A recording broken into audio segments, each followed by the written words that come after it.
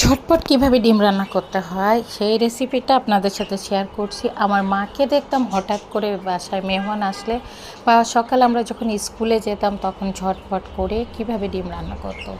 মশলা কষিয়ে তারপরে ডিমটা এই যে যখন ঝোলটা বলক উঠে আসবে তখন ডিমটা ছেড়ে দিতে হবে। আর এইভাবেই ঝটপট করে ডিম রান্নাটা মাকে দেখতাম খুব শর্ট টাইমের ভিতরে মেহমান আসলে এইভাবে ডিম রান্না করে সামনে দিত। খেতেও কিন্তু মজা লাগতো আর মার হাতের সব রান্নাই খুব মজা ছিল। এখন অনেক দিন যখন নিজে রান্না খেতে ভালো লাগে না তখন ওই মার ওই রান্নাগুলো খুব মিস করি আর মনে হয় যে মায়ের হাতের ওই রান্নাগুলো যদি আবার খেতে পারতাম। কিন্তু মার এখন বয়স হচ্ছে, মা তো এখন রান্না ওইভাবে করে না, তবে মার রান্না এখনও কিন্তু অনেক ভালো আছে, আগের মতোই মজা করে রান্না করে। বয়স হলে আসলে অনেক কষ্ট হয় গুছিয়ে রান্না করা। যাই হোক, এইভাবে ডিম রান্না করে আপনার বাসায় মেহমান আসলে মেহমানকে আপনি ঝটপট করে সামনে রান্না করে দিতে পারেন, বা মাঝে মাঝে একটু ব্যতিক্রম রান্না করলে খাবারের স্বাদটাও একটু চেঞ্জ মনে হয়, তখন খেতেও ভালো লাগে। তো মানুষের রুচি কিছুদিন পর পরই চেঞ্জ হয়, ওই জন্যে একটু রান্নাটাও ডিফারেন্ট করে করলে খেতেও ভালো লাগে।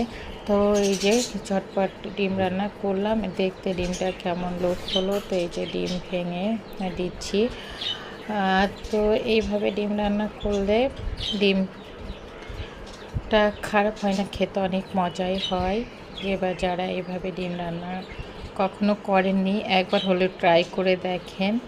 মশলাটা ডিম রান্না করতে যে মশলা লাগে সব মশলাগুলো দিয়ে ডিমটা কষায়ে তারপরে এইভাবে ঝোলের পানি দিয়ে তার উপরে ডিমটা ভেঙে দিয়ে দিতে হবে। তারপরে ঝোলটা টেনে আসলে দেখেন লুকটা দেখছেন কেমন হয়েছে, খেতেও কিন্তু মজাই লাগে, অসাধারণ টেস্ট হয়। তো এইভাবে আজকে ডিম রান্নাটা করলাম। আর আমার বাসায় একটু গ্যাসের চুলার সমস্যা ছিল, তো আমার একটা কারি কুকার আছে, ওই কারি কুকারটা বের করে নিয়েছি এবং বের করে নিয়ে ওটাতেই আমি রান্না করছি সব কিছু রান্না করছি। এখানে ভাত, খিচুড়ি, সাদা ভাত, তারপর তরকারি, কারি কুকারটাতে সব কিছু রান্না করা যাচ্ছে। তো এটা খারাপ না, যখন আমার গ্যাসের প্রবলেম হয় তখন এই কারি কুকারটা আমি ইউজ করি। তা এমন একটা কারি কুকার বা রাইস কুকার থাকলে আপনার গ্যাসের প্রবলেম হলে এটা কিন্তু বিপদে কাজ দেয়।